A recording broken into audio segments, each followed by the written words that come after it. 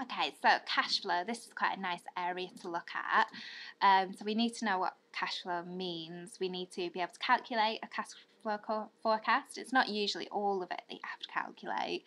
It's usually just parts of it, and they want you to fill in the missing numbers. We need to know why businesses would want to construct a cash flow forecast. We need to know why businesses may encounter cash flow problems and explain. This part is the biggest part, most common question, essay question that you get on cash flow at least. Explain how businesses can reduce cash flow problems and any adverse consequences, so negative consequences of using those methods. So cash flow is just basically the movement of cash in and out of a business over a period of time. Usually we're looking at, kind of the cash flowing in and out of business over a month, and you might have kind of all the months represented, so you can see it all moving in and moving out, when it's moved in, moved out, over the period of a year, say. And a forecast would just be kind of forecasting when the money is going to come in, flow in, when it's going to flow out. What's really important to note is that it's not possible to calculate profit from a cash flow forecast. So if you're talking about cash flow forecast and you're talking about an essay question, please don't mention the word profit, because it's not to do with profit. They are related in some ways, but when you do the profit and loss presentation, you'll see why they're actually quite different from each other. So cash inflows can include revenues and costs, but they can also include inflows of money through the sale of shares. Now that's not earned income, so that's why you can't calculate profit from a cash flow forecast, because it is actually quite a different concept. Okay, so here is, I've created my own cash flow, and basically what you need to be able to understand from this is that you have the cash flowing in, so your cash inflow or cash in, and it's basically just adding up. This column here is just adding up these things. So 10 add 30 is 40. So that's why I've got that number there. 10 add nothing is 10. Okay, so you get this kind of total here, and I imagine that this is week 1, week 2, week 3, week 4, week 5. In your example, you're more likely to get months. Then you have all the cash going out, so you have total cash out. So we've got 80, 40, 90, 50, and that's just adding up these columns. So 30 add 50 is 80. As you go along, 50 add nothing is 50. Okay, and then this part actually gets a little bit more complicated. So what I'm going to do is just add another slide so I can kind of explain how you calculate these things. So it's net monthly cash flow, opening balance and closing balance that we want to work out. So net monthly cash flow. Okay, how do you work this out?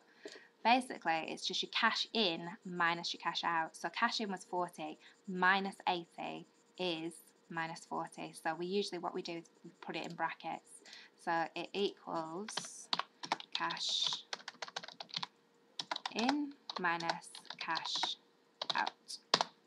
Okay, so we can see that each one of these numbers, minus 30, is because we've done 10 minus 40. 50 minus 50 even, it's 40 minus 90. 10 minus 50 is minus 40, and so on and so on and so on. Okay, the opening balance is just the opening balance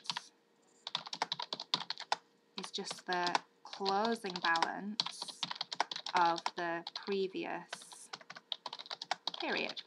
Okay, so here, this first one, they'd have had to have given you that number, but you can see that the opening balance of the next period, period 2, the week 2, is just the closing balance of the previous one. So 60, 30, let's see, minus 20, 60, 60. So you can see that. And if we had week 6 here, it would be, the opening balance would be 70, because that's there. Okay, and then the hard one to work out, or the more difficult, closing balance, is just the opening balance plus the net monthly cash flow. Oops, I'm spelling that. Okay, so I'll call this cash flow equations. Or calculations, really. They're not really equations, are they? Cash flow equations. So those are the ones that you need to know, and I'll just space those like that for you if you want to kind of pause or take a screenshot. And that's how you work it out. So we can see minus 40 plus 100 equals 60. We put the 60 up there, plus minus 30 actually makes it a minus, so it equals 30. Keep it up there for the opening balance. Add minus 50, minus 20, and so on and so on and so on. Okay, so why do we do this? Why do we create these? Well, if you were supporting an application for external finance, such as a loan, a bank's going to want to know that you can actually pay this money back. So cash flow is really good to show that you can, that you're going to be able to afford it. You're going to have the money flowing into your business to be able to pay the bank. You can also do it, because we're looking at cash flow forecasts here, you can create it to help avoid unexpected cash flow crises. So if you create a cash flow forecast, you could probably identify, if we go back to this one, we can see that, you know, maybe if you have an overdraft that's £20, you're going to be fine. But if the overdraft limit's £50, then in week 4, you're going to have a real problem. So you can see any problems that occur, and you can try and plan for them. Maybe increase your short-term borrowing so you get more cash coming into your business. You obviously want to do that because you want to avoid any problems that you may incur or encounter if you are not able to pay your suppliers or your creditors. So, you know, if you don't pay the people that provided you with raw materials or your workers, they stop supplying you with whatever it is that you're needing from them, and they may take legal action as well, or there may be trade union action. So why sometimes the forecasts not as accurate as they should be? Well, it's all based on forecasts, so it could be inaccurate, or you might not have updated the data regularly enough.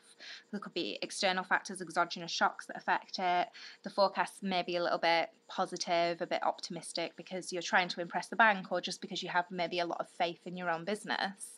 And so it's not a very objective look at how it's going to perform. Or it might be just that this is a really good one, that if you're setting up a new business, it's not likely that your forecasts of cash flow are going to be accurate, because you might not know how much you're going to sell. You might not know how much things are going to cost you because you have no experience of it. So these are some of the things that could cause cash flow problems. If you want to read through those, just give the presentation a bit of a pause. But I'm just going to go on to the more likely question, which is how do you solve cash flow problems. So you really need to look at your working capital if you want to solve cash flow problems. So this is your day-to-day, the money that you have available to pay for day-to-day activities. And here are a few ways that you could solve working capital, but there are obviously, you know, you could cut back on costs. So that would be an obvious answer. So don't avoid the obvious answers. But say if you cut back on your marketing expenditure, you know, the adverse consequence of that is that you may not receive as many sales. So it might reduces your costs, or your cash outflow, but it might reduce your cash inflow as well. So you could negotiate improved terms for credit from your suppliers. So if you owe them in 30 days, you could say, oh, could we have another 30 days? So that delays your cash leaving your business, but the supplier might not agree to that. They don't have to. And they also, you know, they might not be as willing to give you credit next time you ask for it as well. You could offer less credit to your customers, and that means that you get your money flowing into the business quicker, but people might like your business because you give them reasonable credit terms, so you may lose business. You could sell some of the debts, so any customers that haven't paid and they're quite tricky to get in contact with, you could sell those onto another company, like a debt factoring business, so it gets money flowing in, but you don't get the full value of what's owed to you, because you either have to pay a fee or they just give you a percentage of what's owed to you. You may be able to arrange short-term borrowing, such as an overdraft, but you have to pay interest on that. And in the long term, if you take out lots of loans, it might actually make your problem worse, because eventually you're going to have repayments, or you're going to have to repay it back. And you could, if you have an asset that is worth a bit, but you need to use it, you might want to engage in sale and leaseback. So you get a large inflow of cash initially, but you obviously can only sell it once. You're only going to get that once, and over the long run, it adds to your costs. So that means it adds to your cash outflow.